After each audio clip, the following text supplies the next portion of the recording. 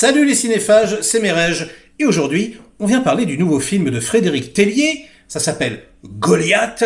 Frédéric Tellier, je l'aime vraiment beaucoup, puisqu'il a réalisé il y a quelques années l'affaire SK1, un putain de film français sur le tueur de l'Est parisien Guy Georges, énorme, trop bien écrit, superbement réalisé, interprété à la perfection. Bref, si vous ne l'avez pas vu, jetez-vous dessus, c'est magnifique. Et là, j'attendais quand même avec impatience son retour. Je vois qu'il y a de très bonnes critiques. Bon, ça donne envie. Je vois qu'il y a Gilles Lelouch et Pierre Niney dans les rôles principaux. Bon, là, ça donne moins envie déjà. Gilles Lelouch, j'y arrive pas. Le pauvre, c'est pas sa faute. J'ai l'impression de voir mon oncle. J'ai l'impression qu'il louche un peu. Bon, c'est étrange. Et puis, Pierre Niney, j'ai envie de lui donner des petites claques. J'ai toujours envie de le baffer, de lui dire maintenant, tu retournes là-bas. Ça suffit. Comédie française ou pas, tu prends ton bonnet d'âne, ça suffit maintenant. Je suis un peu comme ça, et j'aime bien le détester. J'aime bien aller voir des films avec lui pour dire il était nul et tout. Donc voilà, donc c'est pour ça aussi. On a le droit de râler sur ce qu'on n'aime pas. J'ai envie de voir ce film, donc j'y vais. En plus, un film qui se la joue American comme ça, un film un petit peu à tendance écolo, le thriller comme ça, sous fond d'histoire vraie. Enfin, histoire pas vraiment vraie, mais en fait si. Au début, ils te marquent ça, ils te font « Cette histoire n'est absolument pas vraie. » Mais en fait, si, elle est vraie. C'est un peu ça. En fait, ils ont juste changé les blazes. C'est Monsanto et le glyphosate, en gros. Donc voilà. Sauf que, j'ai envie de te dire, on est tous au courant. Voilà, les pesticides, ça fait un petit peu, 20 ans que tout le monde le sait, quoi. Et le problème avec ce film, c'est que c'est zéro subtilité. Et quand je te dis zéro, c'est juste abusé. C'est-à-dire que tout est surligné. Mais c'est même plus un marqueur jaune, c'est marqueur jaune, plus on tire des traits en dessous, plus on écrit plus gros. Enfin, c'est hallucinant, quoi. Du coup, les personnages passent leur temps à déblatérer des lignes de dialogue complètement ridicules, voire abracadabrantesques. Ça, c'est une première chose. Et c'est insupportable, t'as vraiment l'impression d'être pris pour un con. Toutes les 2 secondes, tu dis « Ouais, non mais merci les mecs, j'avais compris. » Voilà. Et encore, le pire est à venir, j'ai envie de vous dire, puisque la mise en scène s'y met également. Et d'une lourdeur maximale, quoi. Alors déjà, on est en plein dans le cliché du cinéma français, caméra portée, comme ça. Voilà, c'est un peu aléatoire, on fait un peu ce qu'on veut. Ouais, mais attends, il y a des couchers de soleil, il y a des machins, il y a des trucs. Bon. Bref, on en a rien à foutre. On dirait un petit peu un téléfilm. Ceci dit, la photo est pas dégueulasse. C'est juste que il y a aucune narration visuelle.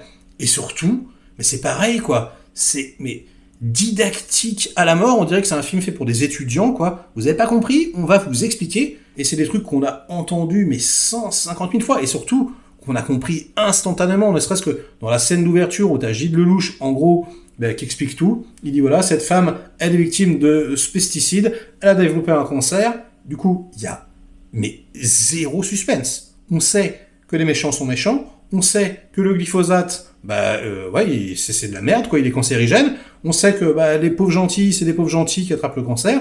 Bref, il y a que dalle. Et ça, tu le sais dans les 3 premières minutes. Donc c'est quand même problématique.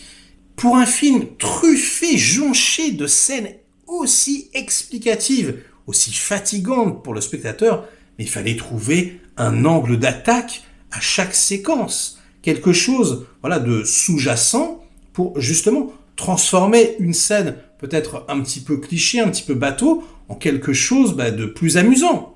Je dis n'importe quoi. Si vous avez des personnages qui discutent entre eux, on va dire que c'est une demande en mariage, il faut absolument pas que les personnages disent « je veux t'épouser ». Sinon, on s'en fout. Il faut que ça raconte complètement autre chose, et puis qu'à la fin, je sais pas, dans un gâteau, un des personnages trouve la bague, et que le spectateur comprenne. Le plaisir du spectateur, c'est de comprendre. Si un personnage a faim, c'est pareil. On va, filmer une boulangerie, un gâteau, le regard, l'envie, la bave aux lèvres. On va pas filmer le mec qui dit « j'ai faim, je veux un gâteau ». Ça n'a aucun putain de sens. Il y a, par exemple, une confrontation entre Gilles Lelouch, donc qui fait le juge, et Pierre Niney, qui fait le gros méchant, le manipulateur. Et en gros, c'est une scène de menace. Ils sont, comme ça, dans un canapé en train de se parler. C'est une pure scène de menace où l'autre, en gros, il lui dit mec, arrête tout de suite ou on va te dessouder. C'est ce qui est dit. Et en fait, il lui dit pas ça du tout, c'est très très cool, voilà, il est très respectueux, il lui dit des choses, mais je respecte complètement votre point de vue, etc. Et du coup, là, il se passe quelque chose, puisque, voilà, le jeu, justement, la qualité de cette scène, c'est que on entend quelque chose, mais on comprend autre chose. Et c'est ce qu'il aurait fallu que ce soit pendant tout le film. Moi, je me suis pris à rêver, je sais pas, justement que ce blabla incessant devienne peut-être quelque chose de sourd. Et que les personnages soient plongés, et qu'on voit, je sais pas, ça devienne quelque chose de poétique, puisqu'on a tout compris. C'est dommage, parce qu'en plus, c'est un sujet important. Hein, voilà, c'est des films qui ont une conscience écologique, politique, qui peuvent être intéressants. Mais là, mais c'est balourd, mais les grosses pattes d'éléphant, quoi. Oh, waouh. Et puis alors, le pire, c'est la morale. La morale de l'histoire. La scène finale. Alors, fuyez peut-être pour ceux qui ne veulent pas savoir. Je vais pas spoiler précisément ce que c'est de toute façon, hein, mais juste, en gros, on te dit, oui, je veux croire qu'un monde meilleur est possible. Voilà, c'est ça. Mais non, non. Ça n'a, enfin, encore une fois, c'est Goliath. Ça s'appelle Goliath, le film. Donc, si tu veux vraiment, mon prof me disait toujours, il faut revenir au titre. Si tu veux vraiment que le titre soit impactant, mais William Friedkin, les enfants. Je vous parle d'un film, d'ailleurs, je vais pas dire le titre. Mais voilà, pour les connaisseurs, ce fameux film de William Friedkin, où le héros se prend une balle dans la tête à la fin, hein, et où tout recommence exactement comme au début, avec la même saloperie. Mais c'est ça qu'il fallait faire. C'est ça qu'il fallait faire. Il fallait pas genre dire, oui, je veux croire qu'un monde meilleur existe. Non, non, un monde meilleur n'existe pas. Tout le monde s'en bat la race. Tout le monde s'en fout de tes Wikileaks, tes machins, de ton rapport, de... Non, non, non, non, non, ça va rien changer. Tout le monde a des œillères, tout le monde va continuer à bouffer McDo, tout le monde va continuer à bouffer du pesticide, et tout le monde va continuer à polluer la planète jusqu'à plus soif. Et c'est ça qui est dramatique. Et c'est ça, voilà, qui peut faire changer, je pense, les choses. C'est de nous mettre le nez dans notre merde. Si t'es là en train de faire, ouais, mais les personnes de bonne volonté, si on se donne la main et qu'on fait une ronde autour de la Terre, ben on va faire bouger les choses. No fucking way. Ça ne marchera jamais. Et en plus, t'as vraiment l'impression d'être pris pour un con, t'as l'impression qu'on te raconte une fable, d'autant plus qu'en plus le film, bah, c'est pas un vrai film, enfin c'est pas une vraie histoire, c'est voilà, vaguement adapté. Les mecs, vous avez craqué. C'était pas ça qu'il fallait faire. On va dire que moi, hein, personnellement, ce que j'aurais fait, ce que je trouvais intéressant, c'était qu'on suive le méchant. Et le méchant, c'est pareil. Mais putain, mais arrêtez de nous surexpliquer. Le méchant qui, voilà, à un moment donné, va faire « Ouais, je suis méchant. Ben, tu viens de découvrir que le monde est cynique. » Mais bordel, mais nous dites pas ça. Un méchant, d'ailleurs, dans la vie, j'imagine qu'il se dit pas « Je suis méchant. » Pour lui, il est gentil. Moi, j'aurais fait peut-être un film entièrement sur les méchants, quoi. Vraiment sur voilà, cette entreprise où les mecs sont là, en train de chiller, en train de faire des trucs. Et limite, ils pensent qu'ils sont sympas, mais ils pensent vraiment qu'ils sont sincères, j'imagine, quoi. Sinon, de toute façon, tu peux pas dormir, quoi. Tu te suicides. Et c'est que des trucs comme ça, c'est que de la lourdeur. Je pense à une scène de suicide aussi, par exemple. Et juste avant, voilà, l'héroïne regarde sa compagne comme ça. Et puis, voilà, c'est des vidéos de machin, de mariage d'avant, c'était cool et tout. Bordel, on fait encore un truc comme ça. Mais je sais pas, moi. Là, c'est des premières choses qui me passent par la tête, mais fais une scène de rêve, par exemple. Peut-être qu'elle peut rêver du personnage. Peut-être que ce personnage qui est mort comme ça peut venir la hanter, comme un fantôme. Vous voyez ce que je veux dire dans le cadre, par exemple. Il y a des milliards de trucs à faire. Pourquoi faire un truc tellement frontal, tellement, on va dire, réaliste? Oh, bordel. C'est antinomique, pour moi. Un sujet tellement réaliste, si tu le traites de façon complètement réaliste, ça s'annule. Il faut un contrepoint.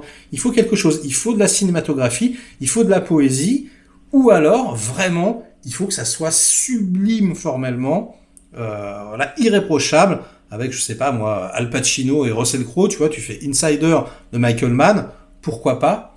Et c'est pas écrit de la même façon, hein, j'ai envie de te dire, mais sinon, c'est peine perdue, quoi. Et puis surtout, ça sort 20 ans après. Hein? Donc, comme d'habitude, ouais, c'est génial, Goliath, allez voir Goliath, c'est trop bien, attends, c'est génial, t'as pas vu Goliath? Non, non et non. N'allez pas voir Goliath. Je suis désolé, vous verrez en DVD, faut arrêter, ça serait américain, ça serait brésilien, le truc, on n'en entendrait même pas parler, on dirait ouais, c'est trop de la merde, c'est un petit film. Et ouais, c'est pas bien, quoi. Je suis désolé de te le dire. Bon, Pierre Ninet, tiens, moi qui l'aime pas, pour une fois, je l'ai trouvé convaincant, ça va. Enfin, je trouve que c'est le meilleur de tous, il se débrouille plutôt bien. Gilles Lelouch, il récite ses répliques, c'est un petit peu comme ci, comme ça, mais ça va. Et globalement, ça va, quoi. Les comédiens sont pas mauvais. Je veux dire, c'est un peu voilà son truc, je pense, au réalisateur. Il dirige correctement ses comédiens. Et franchement, en dehors de ça, c'est un peu la grosse cata. Ah si, la musique. Alors, c'est pareil, hein. La musique qui va te surexpliquer le truc. Je sais pas, moi, si, voilà, il y a un événement un petit peu violent, voilà, ça va te mettre les oreilles un petit peu en chou-fleur. Mais au moins, il y a un travail, c'est intéressant, voilà. C'est globalement de bonne tenue, même si, voilà, en fait, c'est le même problème pour tous les aspects, quoi. C'est surligné, aucun intérêt. On a tout compris, on s'en fout. Donc un film à oublier. Et pour information, et ce n'est pas une blague, j'ai été voir Goliath avec David. Voilà, et ça c'est quand même pas donné à tout le monde. Alors sur ce jeu de mots bien foireux, eh bien je vous dis à très vite pour de prochaines aventures. Et puis bah vous savez ce qu'il vous reste à faire, hein. Inondez-moi de commentaires, comme d'habitude, pour faire marcher le petit robot YouTube. Vous connaissez le dicton? Allez, à plus!